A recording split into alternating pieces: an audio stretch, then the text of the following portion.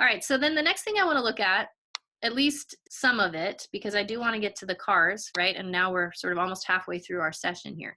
So did you get a chance to check this out? I'm going to assume the answer is yes, at least. Oh, good. I got a yay or yes. Oh, good. Hannah, Kimberly, thank you. Awesome. So take this out from wherever you may have it, whether you have it electronically, print it out, maybe you've done it by hand, however, just get a hold of it. So the first question, the answer is B.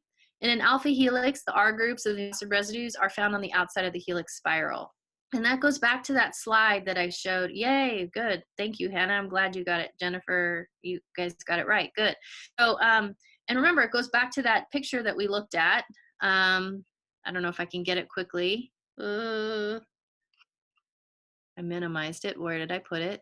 Oh, well, okay. You look at the picture of the alpha helix, and you'll see that the purple R groups on that picture are outward, right? And we talked about how they're not facing the interior of the helix, unlike the DNA double helix, where if I was to look down the center, I would see a lot of them intercalating. The alpha helix is different. So we find them on the outside of the helix spiral. Hopefully that makes sense. Now this question is a kind of a good example of you got to pick the best answer of the options given. Some people get confused because ionic bonds is here, and you think of that as, you know, a bond, and it is a bond. But which one is stronger, peptide bonds or ionic bonds? I have to pick the best answer of the options that are given, regardless of whether you think the question is written well, regardless of whether you think the options, you know, there might be two quote unquote right answers, but there's always one that's the best right answer. Okay, so in this case, the best answer is peptide bonds. That's not to say that an ionic bond is not a bond, but it's certainly not as strong as a peptide bond. So if I had to consider which ones are the weakest, I mean, hydrogen bonds for sure, hydrophobic interactions even more so than hydrogen bonds. Ionic bonds, I'm like, oh, well, I know ionic bonds are not as strong as covalent bonds, because covalent bonds, we have sharing of electrons. Well, guess what? I look down here, here's a peptide bond, which is a type of covalent bond. And we also know from our next thing that we're going to look at, we also know that the peptide bonds have double bond character. So they're definitely stronger than ionic bonds. And in fact, they're even stronger than a single covalent bond because they have double bond character. Somebody's saying it's because of covalent bonds. Thanks. Okay. Good. Great. But okay, so now we're going to move to some of my pictures. So I will be posting this. Don't worry. I'm sorry that it's sort of my chicken scratch, but this was the best I could come up with since I know we're doing this all electronically. And I would love to be able to write this kind of in real time, but I haven't gotten myself set up so that I'm electronically available or able to do that. And I'm not there to write it on the whiteboard. So what I've done is I've gone ahead and I've wrote this out, most of this out by hand, or some of it I had typed, and drew some things out for you. So I hope this is helpful, even though it's in my handwriting. Hope you can read it. So I've highlighted the peptide bond. The reason for the double bond character is because of resonance structures, which I've literally drawn the resonance structure here, where you can see that it can, because the double bond as a result of the possibility that this peptide bond can exist in a double bond conformation.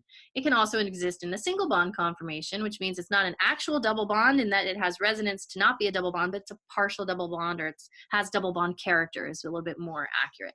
I also asked you to label phi and psi bonds. So then how do you figure out which one is the phi and which one's the psi? First, you've got to find the alpha carbon. So in this one, I sort of just depicted R and R as being the rest of the chain. So what I then had to do was draw actually out a whole peptide here, well, a short peptide that has a few of our, if we identify here's a bond, here's a peptide bond, right?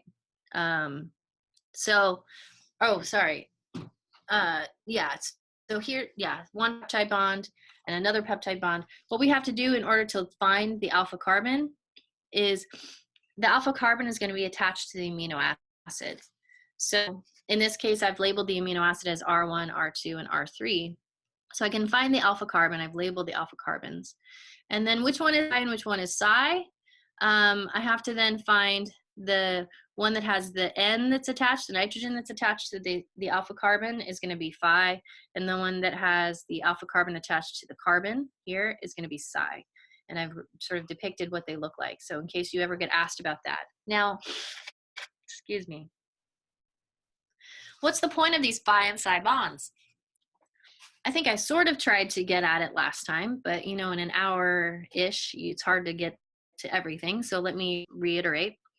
So the reason why we're interested in these phi and psi bonds here is because they're the ones that can rotate, right?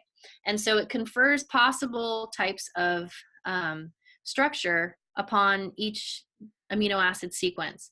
I mentioned that the R, whatever this R amino acid is, if it's a huge amino acid, most likely there's not going to be as much possibility for rotation. If it's a really small amino acid, it's going to be much more likely that there's going to be more possibility for rotation. So that's why each amino acid's primary structure or sequence really confers the possibility of certain types of secondary structures, certain types of tertiary structures. And so the combination of phi and psi angles can actually be summarized on what's called a Ramachandran plot in order to tell you what kinds of secondary structures would be most likely. Is it possible that an alpha helix could form? There are certain amino acids that will not allow an alpha helix to form because it can't, you know, in order for the alpha helix to twist in the way that it's supposed to twist in that spiral, you can't have huge amino acids, and you can't have something like proline, which is cyclic, right? It would kind of protrude out, and it would cause the helix to basically be disrupted. So there's certain types of amino acids that can be exist in order to confer certain types of protein structure on it. I hope that makes sense. Okay, number 4. I gave you some. I didn't actually write the problem out here. So what I had given you was protein A had a molecular weight of 600 and a pi of 7. First of all, anybody know what is a pi? I don't know that I didn't get to talk about that last time. What is a pi? I'm looking at my isoelectric point. You're right. What is an, okay, let me ask differently. Define an isoelectric point. Yes, it is the isoelectric point, but what is an isoelectric point?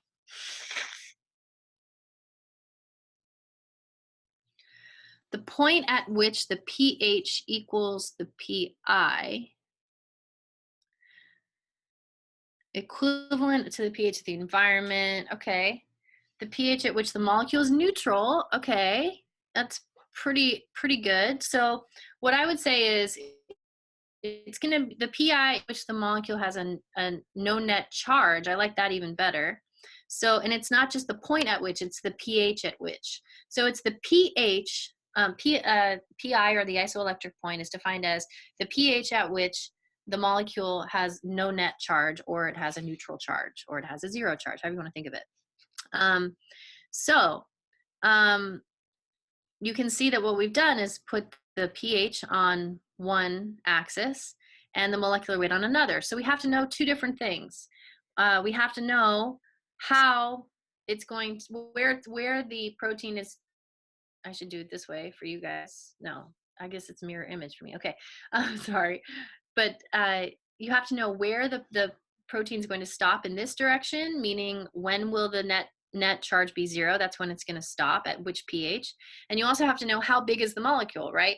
Because the 2D gel electrophoresis, if the wells are up here, then coming down, the larger ones are going to be closer to the wells where it started, and the smaller ones will go further. So you then have to out and sort of look at it. Okay, well, protein A had a range of a pi, so it could be somewhere in between here. Whereas protein B big and it had a pi of 7, and so it would be more up here. So if you're asked to do, you won't be asked to obviously plot this out, but the reason why I gave you the problem is because I think now that the MCAT is so much more centered on lab sort of interpretation, they may potentially be asking you about isoelectric focusing and 2-dimensional gel electrophoresis. And so I wanted you to have to think through this problem to be able to plot it so that you understand that the protein will migrate on an isoelectric focusing, which is varying pHs. It will stop migrating at its pi when the net charge is low. And then also you could then take that isoelectric focusing, the isoelectric focusing, what would you call it, like band, and then you could load it into a two-dimensional gel electrophoresis machine and then run the rest of it down the other direction, which separates out the proteins. Are there questions on this so far? I lost my chat bar. It's somewhere down here. I don't know. Ah, here we go. So on the isoelectric focusing, does the molecule, like if the pi is 9, it will go onto a pH of 9? Yes. So it migrates toward its pi. Yes, it'll migrate toward its pi and then it'll stop at its pi, meaning, remember, it's going, what isoelectric focusing is it's basically a tube kind of gel that has varying different pHs over the core of the tube of gel. And so you're running it through a sort of gel matrix, but it has differing pHs. So it'll stop at its pH. I mean, it's pi, sorry. When the pH equals the pi. Okay. Next was at the hemoglobin, right? We said draw a typical hemoglobin binding curve and be sure to label both axes. So we have the pressure of oxygen, pascals on the x-axis, and then this theta thing that actually we know is defined as a ratio, right? Goes from 0 to 1. I probably should have put 0 to 1 on there. Anyway, you can add 0 to 1 on there. And I mentioned that that's basically how much of the protein is bound to the substrate, which in this case is oxygen. So we had said that the R state, and I have this really faint kind of dotted line here depicting the R state. Here's depicting the T state. That shouldn't really be linear. It's kind of curved as well.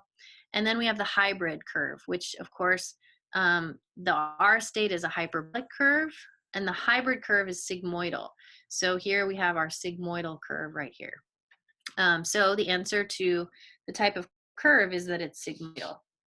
What would happen if the curve, if there was if the concentration of hydrogen, which I should have had a positive charge next to, and anyway, hydrogen ions in solution increased. So I've sort of summarized here the answers. So there would be a right shift, and we saw that in the slides, if there was a hydrogen ion increase concentration. And that makes sense, right? It's going to shift toward the T state, shift toward releasing oxygen in the tissues. In the context of 2,3-BPG solution increased, we would also see a right shift, right? It would shift toward the T state. Why? We've got that crevice that's open in the T state that's available for binding. It's going to be stabilizing that T state and keeping that molecule, or the hemoglobin molecule, in the T state. Okay, what about carbon monoxide? I even included carbon dioxide here because that's with higher respiring tissues, higher concentration respiring tissues. There'd be a left shift if there's carbon monoxide exposure. We talked, I think, briefly about that last time. It's because carbon monoxide forces the hemoglobin into the R state. So it binds with huge amount of affinity, carbon monoxide, about 200 times the affinity of oxygen. And so if carbon monoxide is present, even in small quantities, it will attach, it will bind to the hemoglobin with hugely high affinity. And so shift that hemoglobin molecule into the R state, but it won't ever release the carbon monoxide because it's has such a high affinity. We're not going to release, even if it managed to somehow come across a BPG, come across a lower pH, it's just not going to shift into the T state. So it basically locks, carbon monoxide will lock that hemoglobin molecule that's bound to into the R state. Does anybody know how that's overcome in a treatment? So end up if anybody has exposure to carbon monoxide, you got to get to the hospital quickly, and hopefully you get to a hospital that has a hyperbaric chamber. There is one at Einstein, actually, and I think Montefiore has, or maybe it's Jacobi, but it's one of the Einstein hospitals has one that's in the Bronx. So yes, hyperbaric chamber. What does a hyperbaric chamber do? What is it?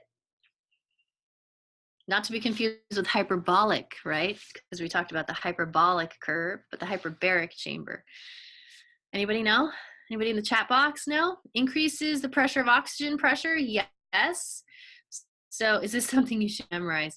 I think it's somewhat conceptual if you think about it. I hope that it's not something you just have to memorize, but the hyperbaric chamber, I think just for your own interest is, it is a pressurized chamber. So the pressure is higher in the chamber, and you also have 100% oxygen that's within that chamber. And the reason for the pressure and the 100% oxygen is basically to try and outcompete the carbon monoxide over time.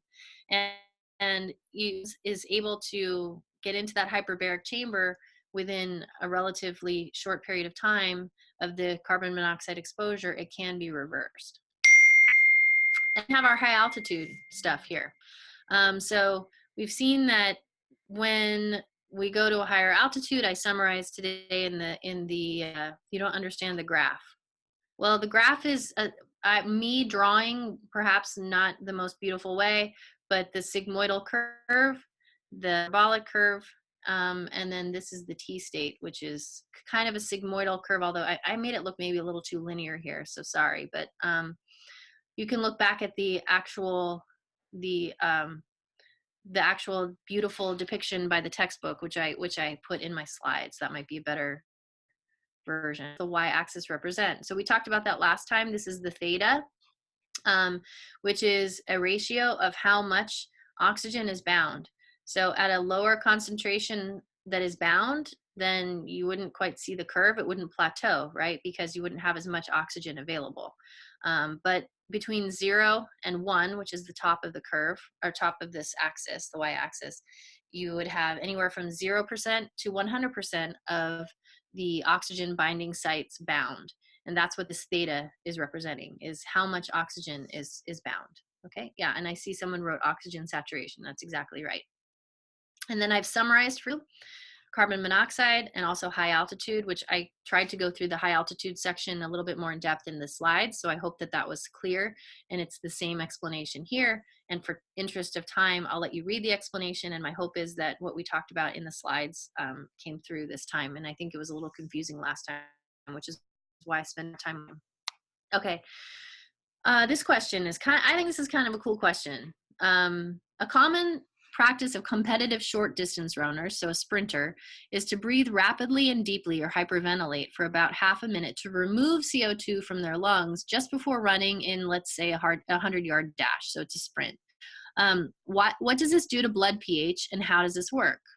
So as a result of trying to get as much CO2 out of the lungs as possible, I'll let you, read my, I guess hopefully it's my writing is legible, but anyway, you want to, as a result of this, of the runner getting rid of as much CO2 as possible, they're now making more oxygen available, or more space within their lungs available for oxygen to be taken in, and therefore bound to the hemoglobin. So they're kind of trying to do what they can to sort of, and this is a little bit of an exaggeration, but oxygen load prior to the race starting by getting rid of as much of the CO2 as possible. And so if they're in so doing, they're prolonging the amount of oxygen, hopefully, that will be available as the terminal electron acceptor, so that we don't have to go into anaerobic metabolism as early. Remember that anaerobic metabolism will kick in once we don't have oxygen as the terminal electron acceptor in the electron transport chain. So the more oxygen we have available, the more aerobic metabolism, which we know is much more efficient than metabolism, the more aerobic metabolism can take place, or the longer it can take place before anaerobic has to kick in. So that's partly what they're doing. What does this do to blood pH? Well, having less CO2 means that we'll have the ability, the tissues will be less acidic. And so again, more oxygen can be transported to those tissues. Okay, and then actually I also ask about CO2 transport and the 3 possible ways, which is directly from the slide that I discussed. And I talk about it here. So here, bicarbonate buffering system, right? That was the carbonic anhydrase, that chloride antiporter that we talked about. Free CO2 is about 7%. And then also by hemoglobinous carbamate. Again, this is directly from that slide, but applies it to sort of this runner, right? And why might hyperventilating be helpful? Again, it's because it prolongs anaerobic or aerobic metabolism, sorry, so that they don't have to go into anaerobic metabolism as soon, although they will still, most sprinters will have to go into anaerobic metabolism at some point, but they're trying to sort of possibly can. And you're right, Eric, that it does raise the pH just a little bit. Okay. Then question 7, and then I think we'll have to go to cars for a few minutes. Question 7, draw a coordinate diagram. I hope this is fairly clear, and this is really directly from the slide, so maybe I don't need to go through it. We kind of talked through it already. Labeling the transition state, there's my double cross. This is the uncatalyzed transition state. This is the catalyzed transition state. This is the activation energy, right, for the catalyzed versus the uncatalyzed. And then I give you a little summary of some of what how I would answer. Inhibitors, I guess I'm going to briefly just look at some of this. I put in here the mechanism and my little summary of what competitive, uncompetitive, and mixed inhibitors in terms of KMs and Bmaxs will look like. And then here I gave you definitions for all of these things. They're in slightly different order, I'm sorry, but A, D, C, they're all here. They're just in a little bit different order. And I actually even gave you binding energy, which I didn't ask about, but in this particular problem set. So those are all the definitions. Here's some more definitions on question 10. Okay, this is pKa. I didn't talk so much about pKa.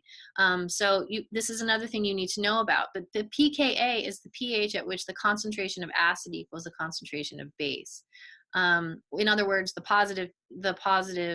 positively charged entities equal the negatively charged entities.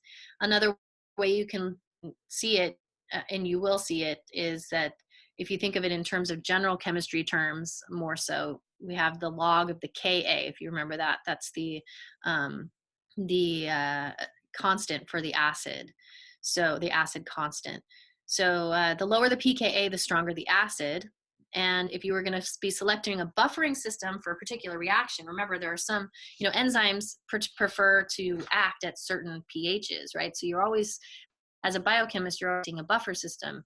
And if you know what the pKa is of any entity, then that will help you determine what buffering system to use, because you would really want to pick the pH of, you would want the pH of the buffer to be within the range of the pKa in order for it to be active and functioning properly.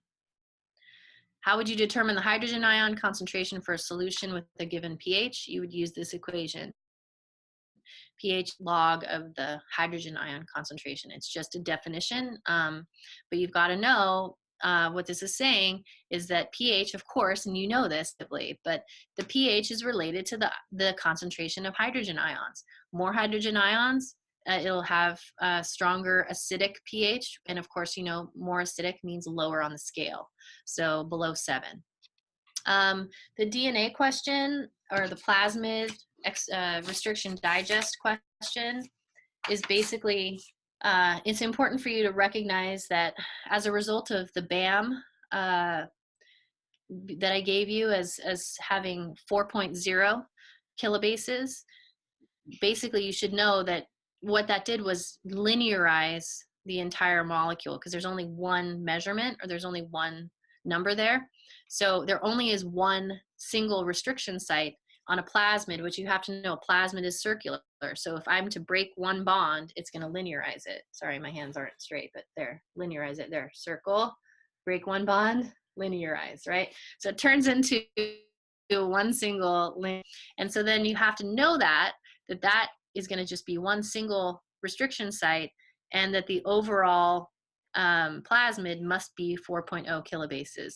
And then from there, I can extrapolate and figure out where the other sites are based on the fractions that they are giving me and telling me are present. So they may ask you some things about DNA. I didn't really get a chance to talk much about DNA in this very short, I don't know, drive by biochemistry review, but I did want to sort of at least throw that in there as just food for thought.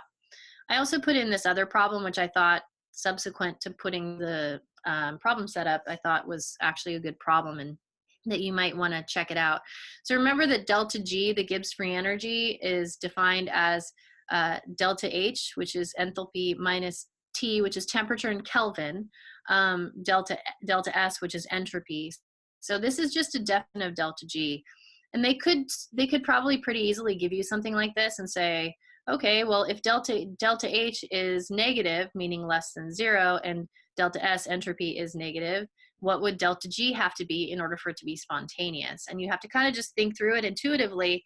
And like you can see actually on my positive and negative signs there. It's because if something is negative, I would write it up there and say, oh, well, what if this is negative and then the other one's negative? What would have to happen if this overall value negative, right? Because Gibbs free energy, in order for it to be spontaneous, it has to be negative. If it's positive, it won't be spontaneous. So basically, I'm just plugging in signs into these differing values, not forgetting that this is a minus sign. So I have to keep that in mind in order to figure out whether delta G is going to be positive, in which case it's not spontaneous, or it's going to be negative. So what this question is asking is what would the value have to be in order to make sure that it was spontaneous, and how would the temperature have to, what would the temperature have to be in order for that to be the case?